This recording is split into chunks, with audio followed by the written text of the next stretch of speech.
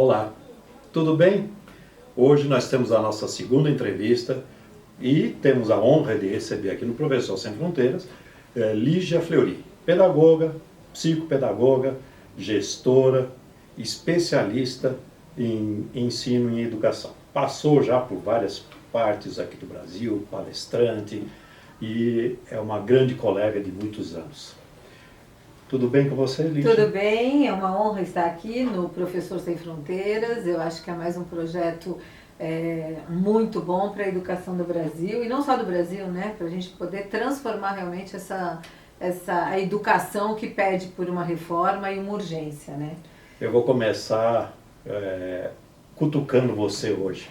Então a pergunta é: como trabalhar com os alunos depois de se ver tanta notícia sobre corrupção?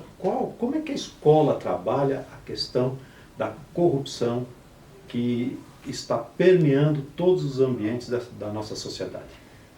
Olha, eu acho é uma questão extremamente importante, porque em um momento da educação, onde os alunos têm acesso a qualquer tipo de informação, pelo jornal, pelo viés da própria tecnologia, eles leem isso, eles ouvem isso em casa e eles sabem o que é corrupção. Como é que a gente trabalha com isso na sala de aula? Não tem outra maneira senão a prevenção, né? E a prevenção é você trabalhar sempre com os valores, trabalhar muito a inclusão, fazer o aluno aprender a trabalhar na diversidade, porque quando você trabalha na diversidade, você consegue enxergar o lado do outro. O que é certo para um nem sempre é certo para o outro. A corrupção, ela passa por uma linha que é a falta da ética, né? E o que é a ética, né? Onde é que a gente vai ver o limite da ética, do que é ética e do que é a moral, né? E você ter o princípio daquilo que é certo numa sociedade também é muito questionado. E qual é o papel do pai numa relação dessa, quando ele estaciona em fila dupla? Pois é 100%, porque ele está ensinando para o filho o quê? Que é o jeitinho brasileiro. É só um pouquinho. Você fala da fila dupla, e aqueles que param no lugar do cadeirante? Mas é só um pouquinho, no lugar da ambulância. Vem uma ambulância no trânsito, apitando sirene, você não sai do lugar porque você está no seu conforto. Então, é não olhar para o outro, né? E o preventivo é exatamente isso. Então, à medida que você traz os pais para dentro da escola e promove uma reflexão sobre o que mostrar para o seu filho, quem é o exemplo para os seus filhos, né? Para a criança ou para o adolescente? Primeiro é o pai. Depois é a continuação da escola, da casa, que é a própria escola. Então, quando a gente fala de corrupção, é isso. Parar na fila dupla é sim uma corrupção. Furar uma fila é sim uma corrupção. Pagar o ingresso, né, comprar no câmbio, isto é uma corrupção. Então são pequenos jeitinhos que vamos dando. A gente fala da lei de Gerson, né, que é aquela famosa lei do jeitinho. Isso não é só no Brasil, a gente sabe que isso existe. A gente não pode achar que está tudo bem porque existe em outros lugares. Não é para existir, né? Ontem eu conversando com você falou uma frase que eu gostei muito. Eu queria que você repetisse a frase da corrupção. Um país de corruptos querendo um governo honesto.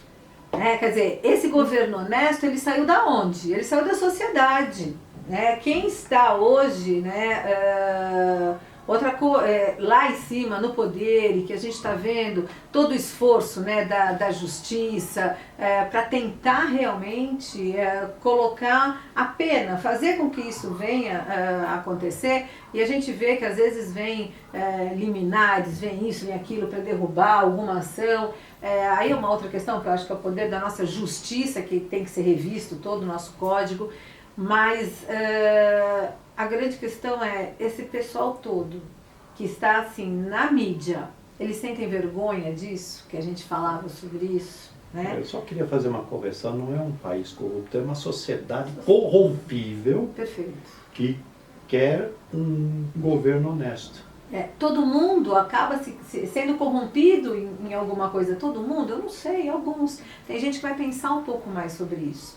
E a escola, à medida que ela trabalha com valores, com princípios, que traz esse assunto para a sala de aula e faz o aluno questionar, né? Em primeiro lugar, eu acho que o papel da escola é ser reflexiva. Então, o aluno que é colocado diante de uma manchete dessa de corrupção e o professor promove o debate, isso é certo, isso é errado, cadê o certo, cadê... E quem tirou o dinheiro daqui, quem burlou o imposto de renda, quem... Depois tem outras questões, mas também deixar esse dinheiro todo, quando você trabalha com imposto de renda, tá errado, mas é a lei, não é? Então, acho que tem que ter um outro caminho para a gente começar a rever isso. Eu vou abrir aqui um parênteses que durante a sua fala me chamou a atenção de algo. Você imagina, extrapole para a seguinte situação, os filhos ou netos de todos esses que estão envolvidos no processo de corrupção, o que eles sofrem de bullying na escola. Olha, eu vivi uma situação uma vez numa escola de um aluno que o pai foi preso, né? E não só o pai, mas a mãe também foi presa, né? E a situação desse menino, na época ele estava era chamada 7ª série, que hoje seria o 8º ano, né? O cuidado que nós tivemos, porque na verdade aquele menino era o quê? Ele era uma vítima, né? Então, assim, de mostrar para os outros colegas que ele não era responsável pelo ato dos pais dele. Os pais sim eram responsáveis pelo ato dele, do filho, mas ele, filho, não podia ser responsabilizado por isso. Então, todo o cuidado, e esse menino foi muito acolhido na escola, muito. Então, são crianças, são jovens que a gente sabe que sentem assim, sentem uma vergonha, sentem, porque a coisa está escancarada, né? Agora, depende muito também de como isso é tratado em casa. Porque, obviamente, os pais vão dizer que isso é uma injustiça, que isso está errado, E tem o princípio básico da justiça, que é todos são inocentes até que se prove o contrário, o direito da defesa. Então, acho que tem muita coisa aí, e isso gera um conflito na cabeça da criança e do adolescente, né? A questão é, se a coisa vai saindo e sai do controle, os pais que tem alguma ação corrupta vão se saindo bem, fica muito mais complicado para a escola trabalhar o que é certo e o que é errado, né? E como trabalhar a questão do bullying que essa criança sofre na escola? A gente costuma dizer, né, que na escola o professor tem que ter 10 olhos, né, 10 olhos, 10 ouvidos. A escola que está atenta para a criança e para o jovem é a escola que nós queremos para os nossos filhos. Você trabalha o individual e você trabalha o grupo, né? Então, se você tem uma situação que acontece isso na escola e você já sabe que isso pode acontecer, é trabalhar de novo na diversidade, saber respeitar as diferenças, trazer isso para a sala de aula como um debate. E o debate, ele é muito bom quando você coloca os prós e os contras e faz a criança ou o jovem se colocar no papel do outro. Não tem coisa mais difícil para você criar um argumento do que você se colocar no papel de quem tem que defender algo que você não acredita. Então, quando você cria uma situação de um debate, onde você põe lá uma situação que ocorreu ali uma questão de bullying, e você faz uma criança vivenciar o papel do outro, e sentir aquilo que o outro está sentindo, é uma maneira de você trabalhar as emoções e começar a trabalhar aquilo que é certo e aquilo que é errado. Então, são pequenas noções, assim, da organização, de respeitar o outro. Então, você tem um aluno que, em fases, né, iniciais do período escolar, está aprendendo a ler, está começando a ler. Tem gente que pode ler melhor que ele, mas ele vai ali, vai gaguejar, vai ter uma dificuldade, para que outros não riam. Então, trabalhar já na sala de aula esse respeito de quem está tentando. A minha experiência tem mostrado que todas as escolas que têm uma criança com alguma deficiência, com alguma limitação, isso é um ganho muito maior para o aluno que não tem a limitação e convive com o da limitação, porque ele passa a enxergar o outro, ele passa a ajudar, ele passa a se doar, e isso faz com que ele, enxergando a dificuldade do outro, ele busque soluções para amenizar isso. Então, uma maneira de prevenir o bullying é acolher realmente aquele aluno que está na dificuldade e fazer outro se colocar no lugar dele. O papel do professor nesse momento ele é extremamente importante, né? Já viu escola sem professor? Eu costumo dizer, né? Eu, na minha função atual de ser diretora de uma escola, se eu faltar, a escola acontece. né? Você também como diretor geral, se você faltar, a escola acontece. Se o orientador faltar, a escola acontece. Mas falta um professor e ver o caos que acontece na escola, quem vai substituir, como é que é. Então, o professor é figura-chave nisso. É aquele que tem que estar o tempo inteiro, ele tem que estar, tem que estudar muito, ele tem que ler jornal todos os dias para saber o que se trata, para levar informação para a sala de aula.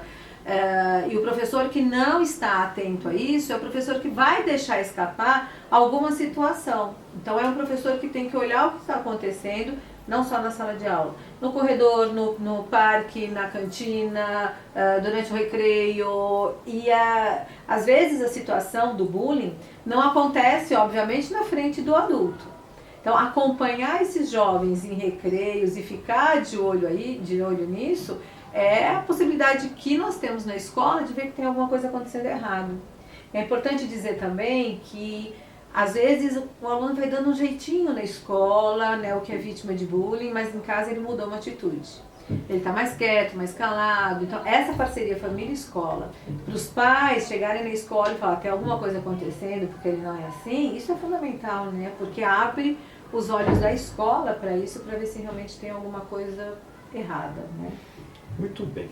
Obrigado pela sua participação e certamente você terá outros encontros aqui conosco no Professor Sem Fronteiras. Obrigada, é um prazer e na verdade essa é uma honra poder bater um papo e conversar sobre questões que estão na sala de aula, mas que também ultrapassam esses muros, né, da escola. Sucesso, Professor Sem Fronteiras!